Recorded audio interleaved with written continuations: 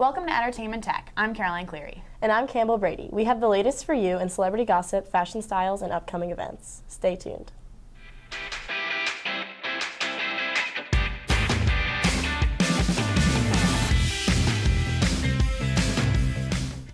Welcome to the Celeb Chat segment. I'm Jessica Yon. And I'm Micah Osbury. We'll be starting with the latest gossip. Lance Armstrong is still in his downward spiral after being found guilty for using performance-enhancing drugs during his career participating in the Tour de France. But it doesn't end there. Lance Armstrong is now being ordered to pay $10 million for lying under oath to the Dallas Sports Company. The Dallas Sports Company has been paying his winning bonuses, and they write in their ruling saying perjury should never be profitable. Armstrong and his attorney will return to court to attempt to overturn the order, with reasoning that both parties reached a final and binding settlement in 2006. Monique, who won big for her role in the acclaimed movie Precious back in 2010, hasn't had many big roles since. Now she's coming forward with what she says is the reason behind the lack of job offers. She reveals in an essay for the February 27th issue of The Hollywood Reporter that Lee Daniels, director and producer of films such as The Butler, told her recently that she had been blackballed. She says Daniels told her it was because you didn't play the game. In her letter, she says that people who describe her as tactless or tacky would probably be right. The actress hasn't had any major film credits since her Oscar-winning turn in Precious. The beloved Bachelorette, Andi Dorfman, sat down with Chris Harrison on the Chris Tells All special to talk about her recent split from Josh Murray. The news came as a shock to all Bachelor fans after seeing them happy on the red carpet of this season's premiere. Andi was in tears right when the interview began, starting off by saying, "I didn't think I found my soulmate, I knew it. I was 100% sure. I knew even after the cameras packed up and left." She gushes about how in love they are, and says that the turning point in their relationship was after the premiere, when everyone kept asking why they hadn't started planning their wedding or set a date, and they didn't know what to say. She admits, "We just didn't better each other. I didn't feel supported and empowered, and I don't think I gave him the support and empowerment that he needed." She says that she would always love him, but hopefully they both will move on from this and find the one. Best of luck, Andi and Josh. So I know they haven't announced the next Bachelorette, but some people are thinking maybe Andi will give it another go. I don't know if she would. Personally, I don't know if I'd do that a second time. I mean, it has a lot of benefits and stuff, Yeah. but that's so stressful. Kind of a lot to go through. Yeah, right. And if the first time it didn't work out, it'd be kind of embarrassing if the second time didn't either, you know? Probably. Maybe they'll pick someone from Josh's season to be the next Bachelorette. Maybe. That'd be interesting. Yeah. Kanye West and Taylor Swift were spotted leaving dinner together in New York this week. Could this mean that Taylor will be adding Kanye to her list of celebrity best friends? Maybe not, but you can probably expect to hear a musical collaboration from the two artists sometime in the near future. In an interview with Ryan Seacrest, West said, "She wants to get in the studio and we're definitely going to go in. Any artist with an amazing point of view, perspective, fan base. I'm down to get in the studio and work. Whatever they release will definitely create a lot of buzz, since Kanye infamously interrupted Taylor's VMA acceptance speech back in 2009, saying that Beyoncé had the best album of all time." This is definitely an interesting duo. Like, I wonder which, album it would be on. It's not either of them. Like, they're not even close to the same kind of music. I just don't understand. Yeah, I kind of like when people who have different genres team up. Right. Because I think it'd be really good, especially because they both have different fan bases. Right. So probably a smart move for both of them. I agree. All right, even with all the hard work she has put in and all the success she has earned, Kendall Jenner cannot catch a break. During New York's Fashion Week this week, Vogue Germany's Instagram account posted a picture of Kendall in the makeup chair getting ready for Donna Karan's runway show. Models Lexi Bowling and Binks Walton took to Insta to comment on the picture, typing, "She's never looked better," with the laughing emojis, clearly throwing shade at Kendall's way. Last year, there were also rumors that the other models in the shows were bullying Kendall, and this confirms that some of them have a problem with her success. A source close to Kendall told E! News, "If Kendall was being bullied, she certainly isn't aware of it. She's too busy working hard and enjoying what she's doing." Recently, there's been a lot of talk about the idea of Idris Elba possibly stepping in to play the next James Bond. Although the casting idea is just a rumor at this point, a former Bond has already voiced his approval of the idea. Pierce Brosnan, who was 007 in 4 movies, told the radio show that Elba would make a good Bond.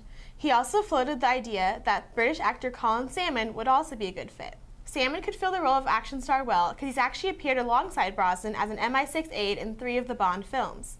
It's not quite time to hire a new Bond yet, though, because the spy is currently played by Daniel Craig, who is set to appear in at least 2 more films.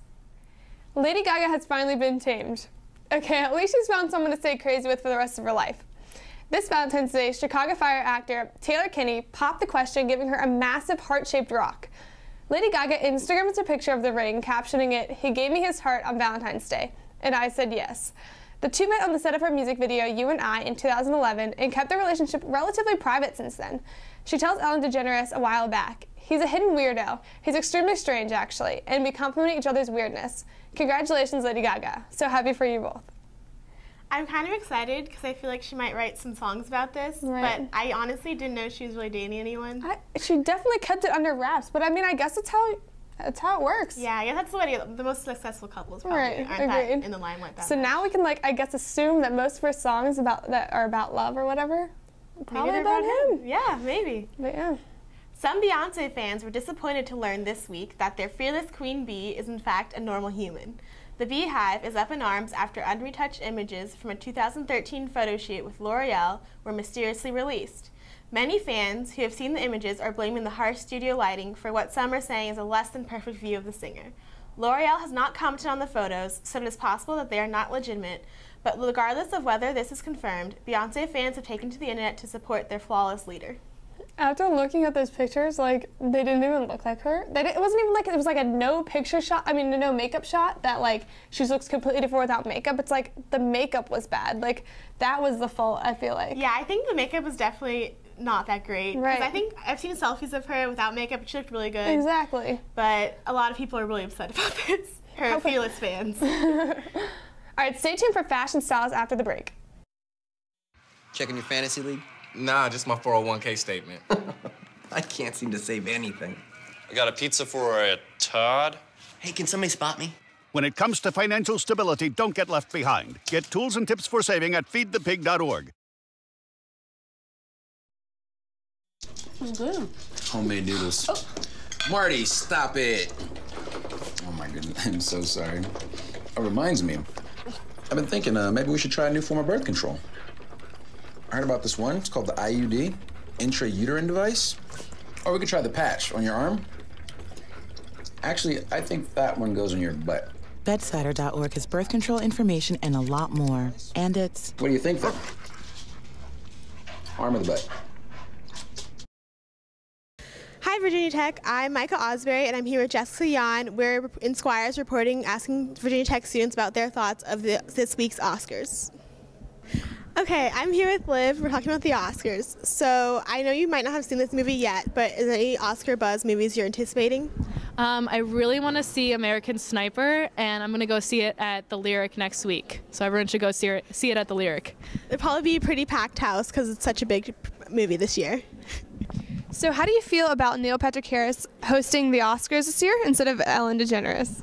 Yeah, I feel very amazing. I am a great fan of Neil Patrick Harris since I watched How I Met Your Mother, and I loved his character in that TV series, and I followed him throughout the TV series. So I feel very great and enthusiastic about him hosting the show.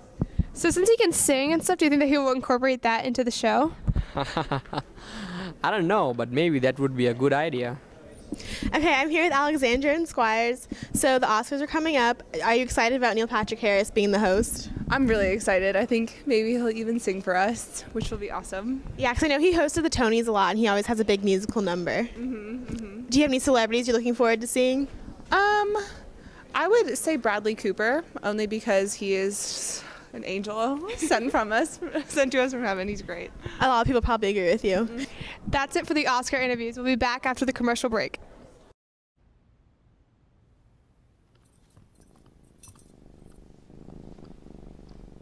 There's a shelter pet who wants to meet you. Meet one today. Visit theshelterpetproject.org. Adopt.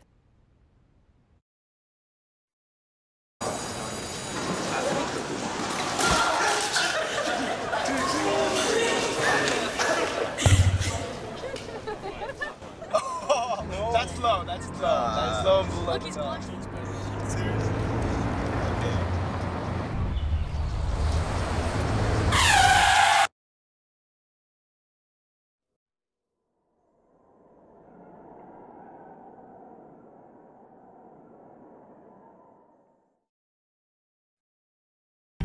Hey, Mom. I got the job. You got the job. Welcome aboard. I've got a job to do today. Have a good first day at work, Mom. Donate to Goodwill. Help provide job training in your community. Hi, I'm Campbell Brady with Entertainment Tech, and we're here at Squires to talk to people about fashion trends. So Sarah, what did you think about Abigail Breslin and Morgan Saylor's new hair? I thought Abigail Breslin pulled it off pretty well, but I think Morgan Saylor's hair was too white for her skin. She looks really pale, and I feel like really white hair with pale skin is kind of ghostly. Yeah, it was very platinum, way too platinum for her, especially from going from that darker color. Yeah, I definitely think also she needs to dye her roots, maybe, if she's going to go that Yes, definitely. I could never go that blonde. So Mary, what did you think about Michelle's look this week? It was a little funky. She had really poofy sleeves, and then they came in and out at weird angles, and then the dress, I mean, I like black, but it was kind of weird looking. It was really weird too because she wore it to a Costume Guilds award. So I would expect everyone to look super nice at this award show, and I thought she looked horrible. She didn't look so good, and she's beautiful too. It didn't fit her right. It was tight in some spots, and then it was loose in others. It just was not the best look for her. That's how I thought too. Thank you. So Natasha, what did you think about Kendall and Hoda wearing the same dress? I thought Kendall wore it a lot better. I think that it was a lot more age appropriate for Kendall, and I think the red kind of matched her skin tone a lot better. So Yeah, definitely. It was not very age appropriate for a 51-year-old. So. Right. All right, so Lizzie, what did you think about Michelle's look this week? It was really ugly. It didn't really compliment her. It was too dark and kind of looked like a trash bag. It did. The sleeves looked like literally like a trash bag. Yeah, it did. It was so gross. I didn't like it either. Yeah. Checking your fantasy league?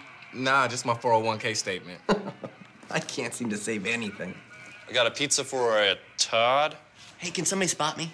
When it comes to financial stability, don't get left behind. Get tools and tips for saving at feedthepig.org.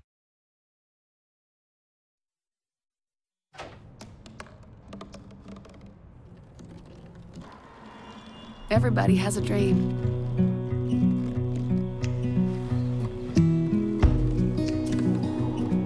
Mine was to see the ocean. And with a little help, I made it.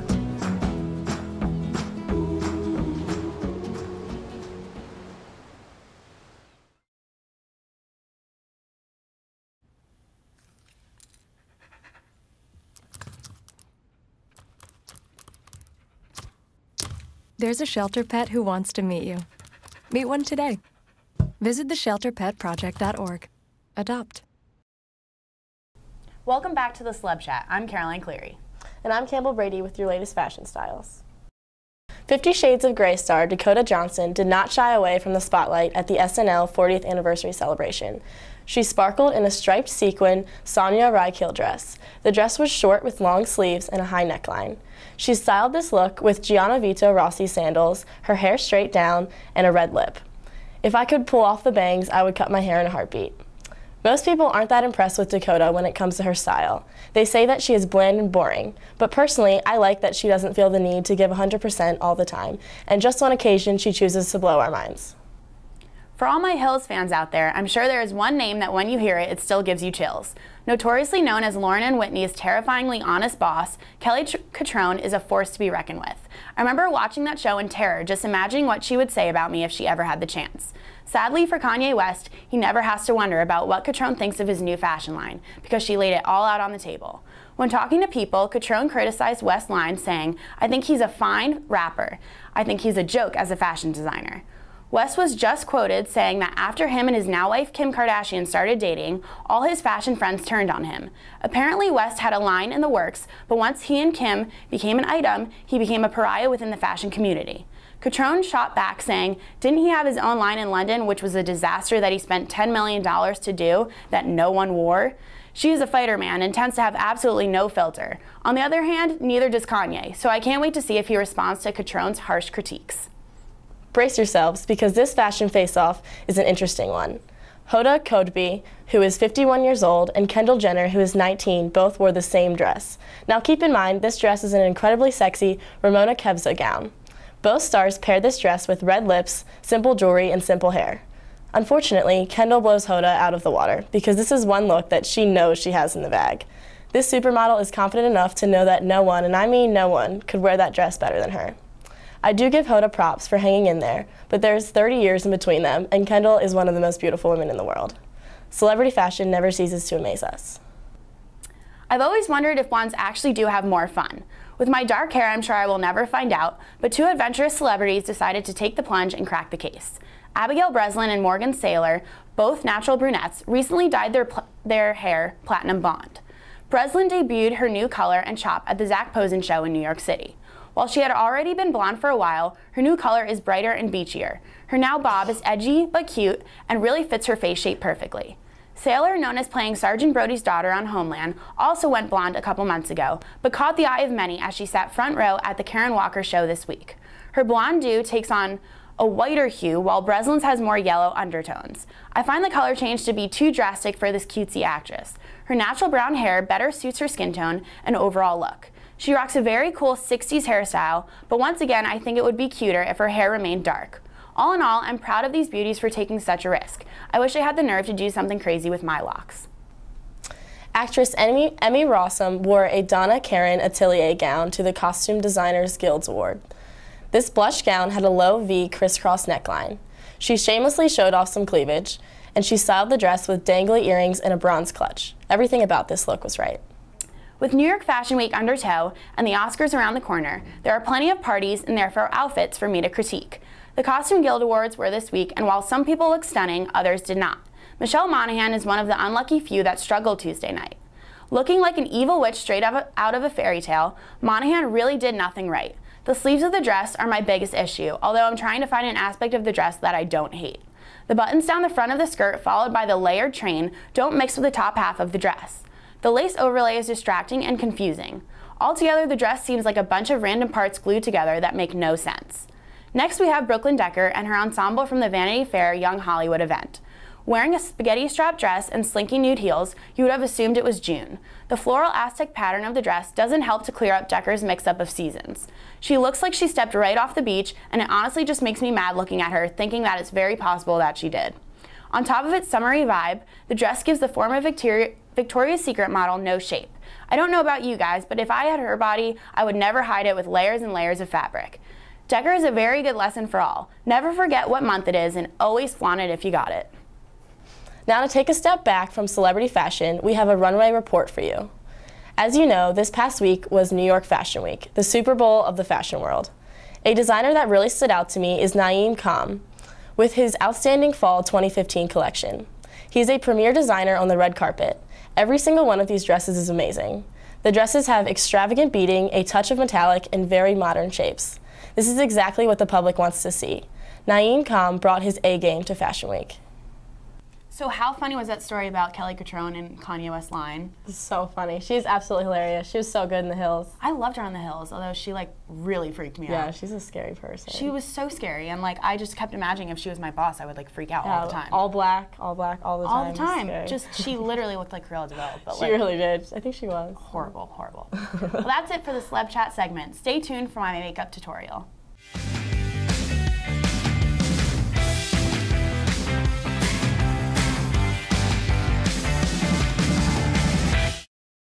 Alright, so last week I did a whole segment on contouring and highlighting, so I figured this time in our first makeup tutorial I would kind of teach you how to do it. So first we're going to start with contouring, and I don't do a lot of it, but this is kind of the main thing that I do, and I use Bobbi Brown. The shade's Golden Light, but everyone has different skin tones, so you can use whatever you want. But basically I just take it on my brush is kind of angled right here, so it kind of just to get into the crease, but that's the one I use. It's MAC. So I just put a little powder on the brush, and then I always tap it and blow on it because I don't want too much. And then you it's a little embarrassing, but you kind of make a fishy face. So, and then you're going to draw it right in here and bring it up around the temple. So just like this.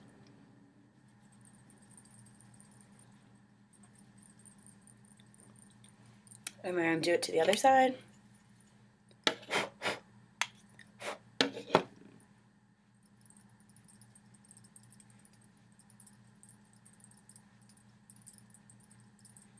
And I don't like to do too much because I don't want it to look like unnatural, but it just kind of gives your cheekbone a little bit more definition. And the lighting's not great, but you can kind of see it on both sides. That just to add a little something. So that's really all I do for with my bronzer. But sometimes if I'm like doing a lip or something, I said this in the segment, I'll put it down just like right down here. And it just kind of makes that lip a little bit more poutier and fuller. So I do that sometimes too. But then my favorite thing to do is use like highlighting little makeup things. So I have 2 eye brighteners, and one is called the Inner Rim Liner, and it's by Tarte. And then the other one I use is called Eye Bright by Benefit. And they both basically do the same thing, but this one's more for your inner waterline and kind of your brow bone, and this one's just for the inner corner of your eye. So I'll just kind of use both and show you how to do it. And it really, these actually really work, and I can always see a difference because it really just brightens your eye and opens it up. So for this one, I just put it in the corner of my eye right here. And then do it on that side. And this kind of has like a pinky shade to it. So sometimes it's a little too much for me and doesn't like go with my eyeshadow, so it depends on what I'm feeling like, but you could see right there, it just brightens the eye in the corners.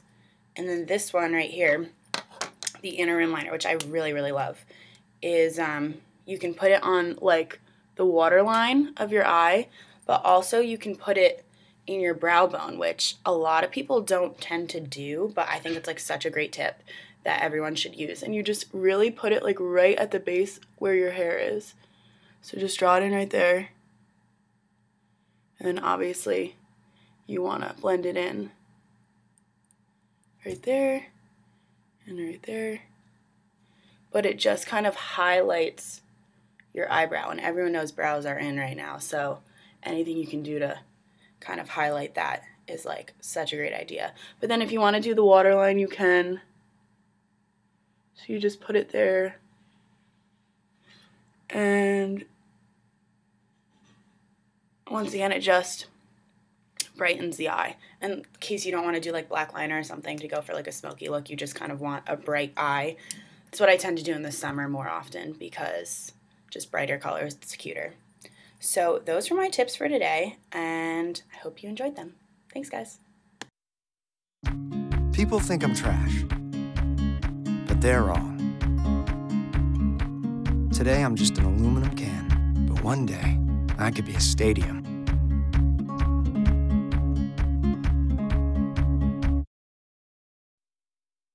So good to see you guys. So, what's up? Oh, we finally bought a place. Holy cow. You seriously have enough saved to do that? We've been putting a little aside each month. Jeez, at the end of the month, we have nothing left to save. Yeah, I have no idea where it goes. Well, you're spending a lot on... Is it good? Oh, God. Oh, how is my account overdrawn? When it comes to financial stability, don't get left behind. Get tools and tips for saving at feedthepig.org. Don't worry. 74 people were picked before me in the NFL draft. To fight childhood obesity, United Way and the NFL are helping kids play more. To donate or volunteer, go to unitedway.org/play60. Now I get it. Hello, I'm Madeline Fowler. And I'm Alexis Walsh with upcoming events. Virginia Tech's Delta Gamma sorority is holding their 40th annual Anchor Splash Talent Show.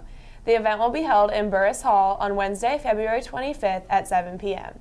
Tickets are on sale for $5 in advance or for $6 at the door. Over 30 Virginia Tech organizations are participating in this event. The other organizations include the new members of many of Virginia Tech's sororities, fraternity members, and many others. The event is held to help support Delta Gamma's philanthropy, Service for Sight. According to the sorority's website, the week-long Anchor Splash event raises an average of over $20,000. A portion of the proceeds will be donated to Blacksburg Lions Club to benefit Seeing Eye Dogs that help the visually impaired in our local community. The talent show is probably the most popular Anchor Splash event, but there are other events throughout the week. Other events include pool games in War Memorial Hall and a pageant. Don't miss out on your chance to attend some of these great events that support a beneficial cause. I'm really excited to go to this. I know, I'm so excited. A ton of my friends who are in sororities are participating, so I think it'll be really cool to see them dance and stuff in the talent show. Yeah, definitely. Well, on Wednesday, March 25th, the Center for the Arts will be hosting an Irish beer tasting on the balcony lobby. Registration is required and the cost to participate is $25. Keith Roberts, owner of the Vintage Cellar Wine and Beer Shop in Blacksburg, has personally selected a host of Irish beers and ciders for the tasting and will be describing for the participants each beverage special qualities, including insights to the brewing process, flavors and ingredients, and the similarities and differences between the selections. For each ticket, 6 tastings will be given. However, time is limited, so reserve your spot now. It's Disney Live is putting on Mickey's Magic Show at the Berglund Performing Arts Theater on Saturday, February 21st. The show, which is presented by Stonyfield Yo Kids Organic Yogurt, will be put on at 1 p.m. and 4 p.m. Tickets are on sale for as low as $20. The show stars Mickey Mouse, Minnie Mouse, Donald Duck, Goofy, and many other Disney friends. The characters are joined by a world-class illusionist to perform magic tricks that will surely keep you on the edge of your seat. According to the Disney Live website, the magician will be a fairy godmother who performs tricks such as transferring Cinderella's rags into a ball gown, levitating Aladdin's princess, and many others. This popular show is put on at venues throughout the country, so don't miss out on your chance to be amazed by Mickey's Magic Show while it is close by in Roanoke. This should be so much fun. I absolutely love Disney. I watched Disney so much when I was little. I still watch it sometimes. I'm sure all the kids in Blacksburg will want to go. Oh yeah, definitely. I think it'll be a really big deal. Well, we all know Mondays are tough, but how about making them less dreadful by attending Tech's very own Music Mondays? Every Monday, the Moss Center for the Arts hosts new performers to provide students with something different than what they're used to. The next performer will be Frank Paziv, performing on the piano March 16th. The show will take place in the Squires Recital Salon. Admission is $5 the Virginia Tech ID. Bring your friends for a fun time. Can't make this Monday? Don't worry, there's always the next. I'm sure y'all have heard of the world-famous singer, television and movie actor, Broadway actor, and American Idol judge Harry Connick Jr. Harry Connick Jr. epitomizes excellence in the entertainment world. He is a native of New Orleans and his jazz music shows this. Connick Jr. began performing at the age of 5 and was taught by 2 of New Orleans jazz pianist legends, James Booker and Ellis Marsalis.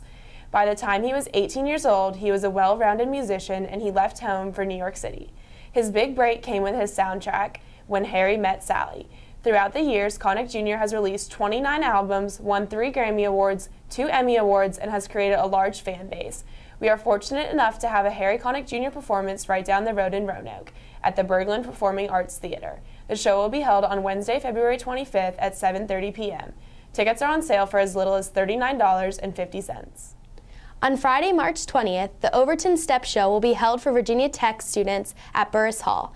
Ticket pre-sales will begin Friday, February 20th for only $10. At the door, tickets will be $15 for walk-ins and $10 for Greek-affiliated students and alumni. Come see NPHC's organization compete for a cash prize and trophy. You will not want to miss this. Last year, the show sold out fast, so you have to get your tickets now. Have you ever been to a step show? I never have, but I'm sure it's going to be awesome. My middle school and high school had a step team, so I think it'll be really cool. I went to some of them in high school, and they were super awesome always. Yeah, that's cool. Virginia Tech School of Performing Arts is putting on Sam Shepard's Fool for Love. The play will be held in Squires Studio Theater on February 24th, 25th, 26th, 27th, and 28th, and on March 2nd, 3rd, and 4th. All shows will begin at 7:30 p.m., and tickets are on sale for $10 for the general public and for $8 for students and seniors. The play is set in a motel room on the edge of the Mojave Desert, and the plot follows the quarrel of 2 lovers. Don't miss this exciting play written by award-winning playwright Sam Shepard.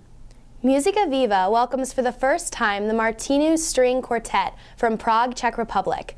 The performance will take place Sunday, April 26 at 3 p.m. in the Lyric Theater. Admission is only $12 for students, $5 for children, and $20 for adults. Musica Viva is inviting the audience to a reception in the lobby following the concert, so you do not want to miss this.